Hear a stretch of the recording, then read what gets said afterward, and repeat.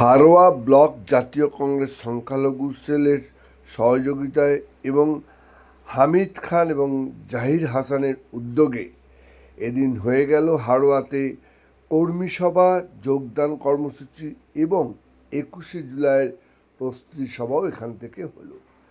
এখানে প্রায় 4 থেকে 500 কর্মী এদিন বিভিন্ন দল থেকে তারা এসে কংগ্রেসের হাতে পতাকা তুলে তারা কংগ্রেসে যোগদান করলেন। উপস্থিত ছিলেন ইন্দ্রাণী দত্ত চ্যাটার্জি, কংগ্রেসের নেত্রী জেলার, এবং তৎসহ বিভিন্ন নেতৃবর্গরাও ছিলেন।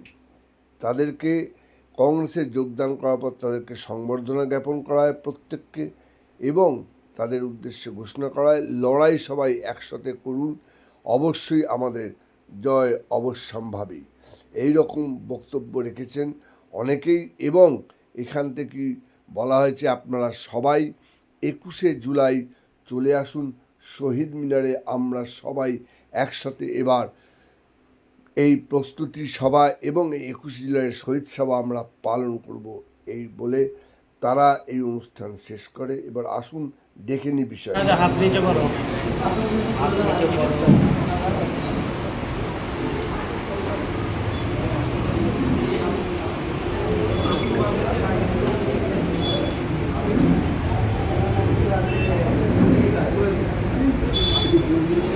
মানে এই জয়নিং এর জন্য আমার তো মনে হয় প্রায় 500-700 জয়নিং খান এবং জাহিদরা মিলে করেছে। যোগদান করলেন কংগ্রেসে? আমরা আজকের মিম দল থেকে কংগ্রেসে জয়েন করলাম। কোন পঞ্চায়েত থেকে? হালুয়া 1 থেকে আমরা আজকের কংগ্রেস পার্টিতে জয়েন করলাম। আর হালুয়া 1 নম্বর পঞ্চায়েত থেকে আমরা প্রায় 100-র উপরে আছে জয়েন করেছি। সবাই মিল থেকে। সমস্যা বলতে আজকের আমরা দেখতে পাচ্ছি একমাত্র এই পশ্চিমবাংলার বুকে বা পুরো ভারতবর্ষের বুকে যেভাবে বিজেপি সরকার দুর্নীতি করতে বা মানুষের ওপরে চাপ কষ্ট যেভাবে দিচ্ছে, মানুষ সুখে নেই। আজকের এই বিজেপি সরকারকে রুখতে গেলে একমাত্র কংগ্রেস পার্টি পারে, আর একমাত্র রাহুল গান্ধী পারে এই বিজেপি পার্টিকে রোখার জন্য।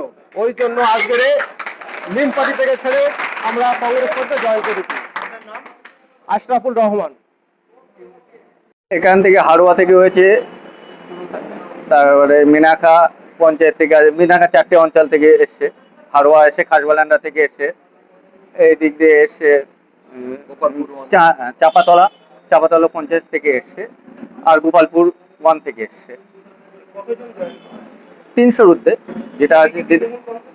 না না না, এর ভিতরে আছে আইএসএফ আছে, মেম আছে, তৃণমূল তো অবভিয়াসলি আছে, এবং কয়েকটা বিজেপি আছে, তারাও এসে জয়েন করেছে। অ্যাকচুয়ালি তারা স্বতঃস্ফূর্তভাবে স্বাধীনভাবে যে চলাচলটা তারা উপলব্ধি করতে পারছে না, এবং অন্যান্য দল থেকে গিয়ে তারাও দেখেছে, উপলব্ধি করেছে। একমাত্র স্বতঃস্ফূর্তভাবে যদি সেই দলটাকে ভেবে আজকে তারা কংগ্রেসে জয়েন করেছে, কারণ তারা বুঝতে পেরেছে যে আমাদের স্বতঃস্ফূর্তভাবে চলার মতো এবং জনগণের পাশে দাঁড়াবার মতো যদি কোনো দল থাকে সেটা জাতীয় কংগ্রেস, এবং সেই জাতীয় কংগ্রেসের মন মানসিকতাটা ভাবে তাদেরকে বিশালভাবে আকৃষ্ট করে তুলেছে, যার জন্য তারা আজকে জাতীয় কংগ্রেসে যোগদান করেছে।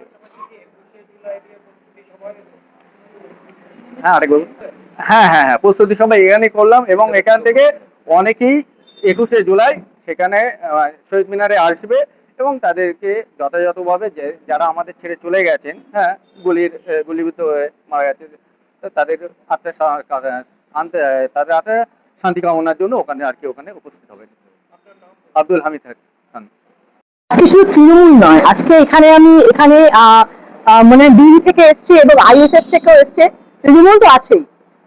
দেখুন, যে দলটার নীতি নেই, আদর্শ নেই, একটা নীতি আদর্শহীন দল, যে দলটার টপ টু বটম, মানে যিনি পদাধিকারী ছিলেন তার থেকে শুরু করে ছোট নেতা, বড় নেতা, মেজ নেতা, প্রত্যেকে তারা কিন্তু সেই দলটার আর কোথায় যাবে তারা তাই তাদের যে আদতে যারা যেখান থেকে উৎপত্তি সেখানে তারা মিশে যাচ্ছে। এবং আজকে বেশ কিছু মানুষ, আমার মনে হয় প্রায় 300-400-র উপরে যুব সমাজ থেকে আগত, তারা কিন্তু আজকে জাতীয় কংগ্রেসে আসলেন। এরা হারোয়া থেকে এসছেন, মিনাখা থেকে এসছেন, এবং সারা উত্তর 24 পরগনা, সারা বাংলা থেকে এই ভাঙন হচ্ছে। এবং 21-এর পর এই ভাঙন কিন্তু ভয়ানক জায়গায় যাবে, কারণ এই দল টিকিয়ে রাখতে পারবেন না। আপনারা দেখতেই পাচ্ছেন যে সারা বাংলা ধরে কি চলছে। আজকে প্রায় 300-400-র উপর তো জয়েন হয়েছে। দেখুন, 21শে জুলাই 1993 সাল, আমি একটু আগে বলছিলাম যে আমরা কিন্তু ইতিহাসকে বিকৃত করে কথা বলবো না। তখন কিন্তু মমতা ব্যানার্জি ছিলেন, এবং আপনারা শুনে হচ্ছেন মাঝখানে মিডিয়াতে বেশ এই নিয়ে বেশ মানে লাফালাফি শুরু হয়ে গেল। দেখুন, মমতা ব্যানার্জি তার নেতৃত্বকে তো আমরা অস্বীকার কখনো করিনি, আমরা করবো না। কিন্তু 21শে জুলাই যেভাবে তৃণমূলের মঞ্চে শহীদ তর্পণের নামে যেভাবে ডান্স হতো, গান হতো, পাগলু ডান্সি লোকে বলছে, সেটা কিন্তু শহীদ তর্পণ নয়। আজকে তিনি সেটাকে নিয়ে ব্যবসা করেছেন, রাজনৈতিক ফায়দা লোটার ব্যবস্থা করেছেন। যে 13 জন শহীদ, তারা শহীদ হয়েছিলেন, তাদের রক্তে রাঙানো যে মানুষটি মনীশ গুপ্ত, তাকে তিনি মন্ত্রিসভায় জায়গা দিলেন, তাকে বিদ্যুৎ মন্ত্রী থেকে শুরু করে এমপি করলেন। আজকে দেখুন চিত্রটা। তাই 21শে জুলাই জাতীয় কংগ্রেস এই মনীশ গুপ্তের ফাইল খোলার দাবি নিয়ে শহীদ মিনারে যাচ্ছে প্রদেশ কংগ্রেস এবং প্রদেশ যুব কংগ্রেসের নেতৃত্বে। এবং আমাদের দাবি যে এই বাংলায় বিজেপি সরকারের আমলে যে নোংরামি চলছে, যেভাবে হিন্দু মুসলিম নিয়ে যেভাবে তারা ভাগাভাগির চেষ্টা করছে, যেভাবে একটা রথযাত্রাকে কেন্দ্র করে সেখানে অনুদান দিচ্ছে, কিন্তু আমরা চাইছি এই সরকারের মুখে উঠে আসুক যুব সমাজ।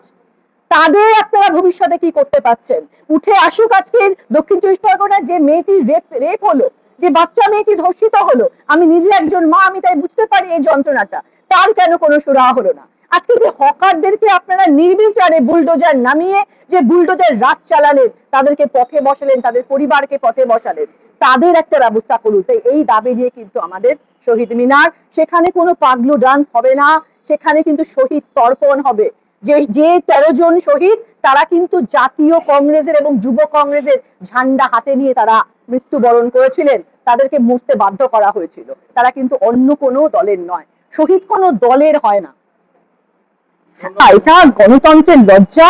আমি বলবো এটা আমাদের সকলের লজ্জা।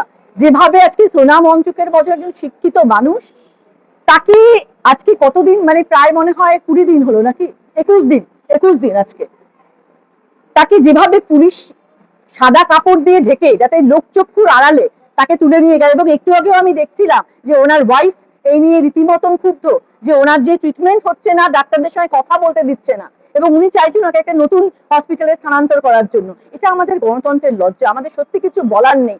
এই সরকারের যদি যতক্ষণ না পতন হবে, ততক্ষণ কিন্তু এই ভারতবর্ষ মুখ তুলে দাঁড়াতে পারবে না, ততক্ষণ যুব সমাজ তাদের কথা রাখতে পারবে না, ততক্ষণ যুব সমাজ মেরুদণ্ড সোজা রাখতে পারবে না। তাই এই সরকারের পতন অনিবার্য। এবং আমাদের জননেতা রাহুল গান্ধী, তিনি কিন্তু শুধু জাতীয় কংগ্রেসের নয়, তিনি কিন্তু আজকে ভারতবর্ষের আওয়াজ। ধন্যবাদ।